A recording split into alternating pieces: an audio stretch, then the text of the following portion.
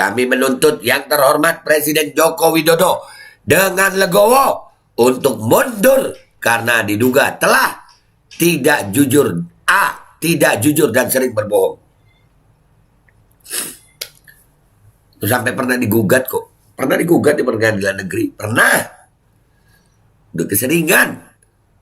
Bismillahirrahmanirrahim guys. Sekarang ada babe rolen. Babe roti molen. Roti ini dibuat yang pasti rasanya enak ya. Ada 3 rasa. Nih, ada pisang keju, ada tape keju, ada pisang coklat. Ini dibuat tanpa bahan pengawet dan melayani pesanan-pesanan kalian yang seputaran Jabodetabek, bisa buat nemenin ngopi, buat acara-acara boleh. Dan ini karena gue paling suka pisang keju, nih gue dulu yang nyoba nih. Nih dia tuh kayak crunchy gitu depannya tuh.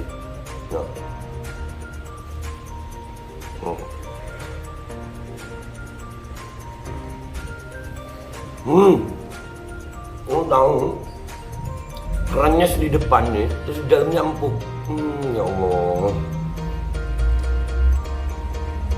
Udah nggak usah lama-lama, lu kalau kepingin langsung pesen aja, itu ada nomor WA-nya, nanti gua kalau cantumin, ada juga IG-nya, langsung pesen, murah.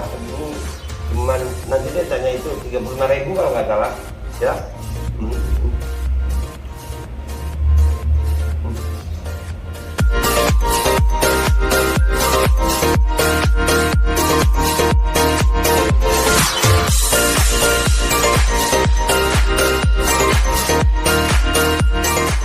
Dan semoga Allah subhanahu wa ta'ala menghancurkan sehancur-hancurnya para pelaku pembantaian 6 syuhada pengawal kami dan yang memerintahkannya, serta para aktor intelektualnya juga yang merestuinya, dan semua yang terlibat dalam pembantaian sadis dan brutal tersebut secara langsung maupun tidak langsung. Allahumma dammirhum tadmira waqtulhum badada wala tughadir minhum ahada ya qawi ya matin ya muntaqim amin ya rabbal alamin. Allahu Akbar. Allahu Akbar. Assalamualaikum warahmatullahi wabarakatuh. Welcome back, selamat datang lagi di channel Babe Aldo bersama gua Babe Aldo, YouTuber receh yang tetap santuy, tetap sehat, dan jangan lupa ngopi. Bismillahirrahmanirrahim. Alhamdulillah rabbil alamin, wassalatu wassalamu ala sayyidil mursalin sayyidina Muhammad wa ala alihi washabihi ajmain.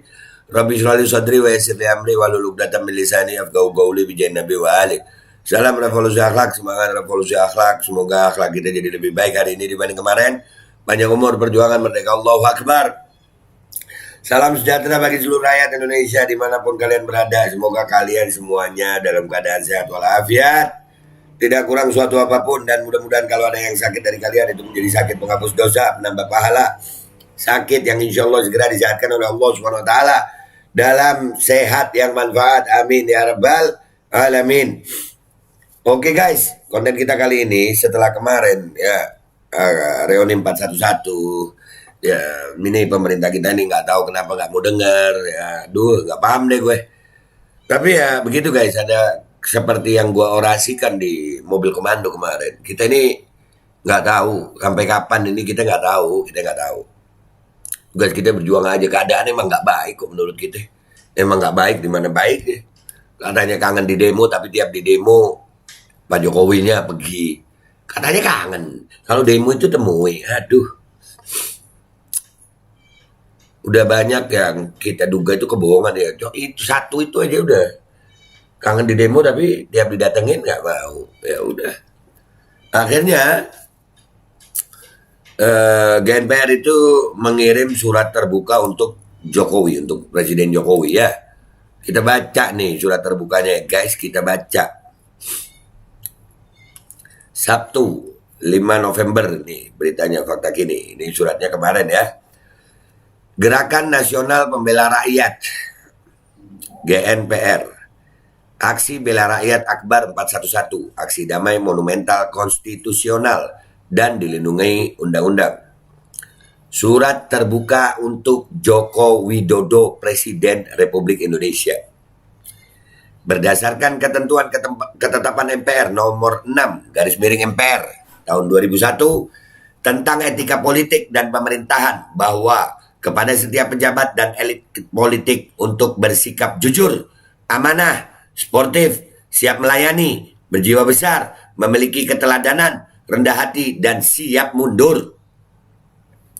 Apabila terbukti melakukan kesalahan dan secara moral kebijakannya bertentangan dengan hukum dan keadilan. Dan hal ini tentu termasuk presiden, maka perlu disampaikan sebagai berikut. 1.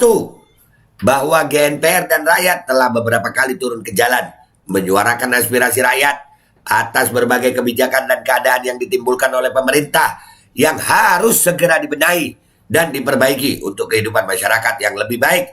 Namun seluruh aspirasi tersebut tidak pernah digubris dan diindahkan. Maka dari itu kami berpendapat dan meyakini bahwa hal ini dikarenakan gagalnya pemerintahan yang dikepalai oleh yang terhormat Presiden Joko Widodo dalam membawa kehidupan rakyat ke arah yang lebih baik dalam kondisi saat ini. Oleh karena itu, kami menuntut yang terhormat Presiden Joko Widodo dengan legowo untuk mundur karena diduga telah tidak jujur dan sering berbohong. Sampai pernah digugat kok. Pernah digugat di pengadilan negeri. Pernah. Udah keseringan. B. Tidak amanah, malah khianat terhadap NKRI dan rakyat. IKN 160 tahun. Itu diobral IKN. Maksa IKN padahal gak ada duit. Tuh gunakan produk-produk Indonesia. G20 pakai Wuling. C. Tidak sportif dengan selalu memperalat polisi dan aparat negara untuk menindas dan mengancam serta memenjarakan pihak yang berseberangan pendapat dengannya. Udah banyak buktinya. D. Tidak melayani rakyat tapi malah menindas rakyat.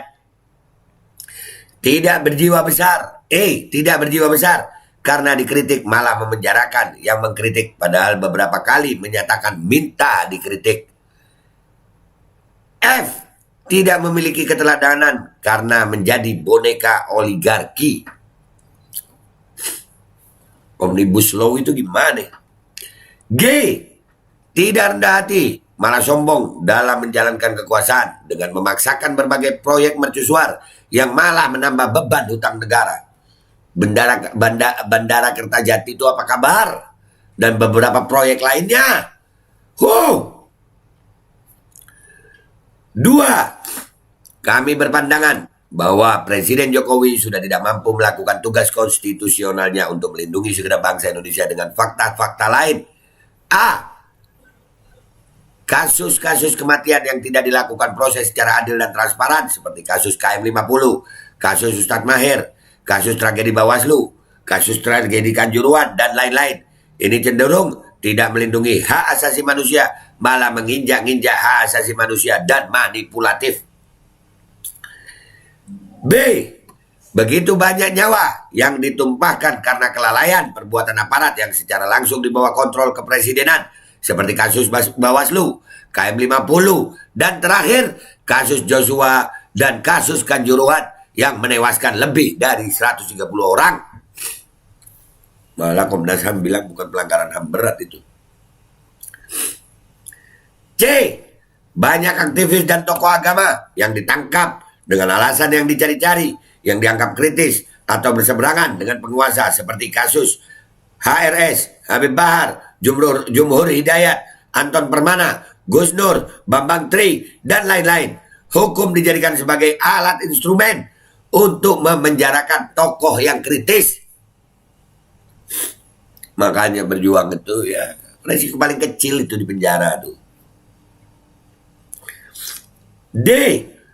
Membiarkan rakyat Indonesia terpecah belah dalam kelompok yang sering disebut cebong versus kadrun. Bahkan diduga kuat Presiden Jokowi menjadi bagian dari keterpecahan tersebut dengan memelihara buzzer dan relawan. Padahal Jokowi Presiden Indonesia, bukan Presiden buzzer, melainkan Presiden rakyat Indonesia. Gimana mau damai kalau presidennya nggak pernah ngebahas itu, nggak pernah manggil itu, nggak pernah dudukin itu, nggak pernah itu didudukkan begitu, diketemukan itu toko kajun, toko cebong, ngomong di tengah Pak Jokowi, nggak pernah. Bahkan terkesan diduga membiarkan, bahkan memelihara. 3, gagal mensejahterakan rakyat karena secara fundamental ekonomi memburuk, ditandai dengan hutang yang menggunung sampai hampir 7.000 triliun, sehingga negara dalam bahaya karena pendapatan negara akan digunakan untuk membayar hutang negara atau BUMN. Bahkan bayar hutang dengan hutang baru. Pemerintah juga lebih memprioritaskan proyek-proyek mercusuar yang dimanfaatkan oleh maklar proyek berkedok pembangunan dan ekonomi untuk mengeruk keuntungan sebesar-besarnya seperti IKN, kereta cepat, Bandara Kertajati, dan lain-lain yang kurang berguna untuk kesejahteraan rakyat banyak. Nah, demikian surat terbuka ini disampaikan.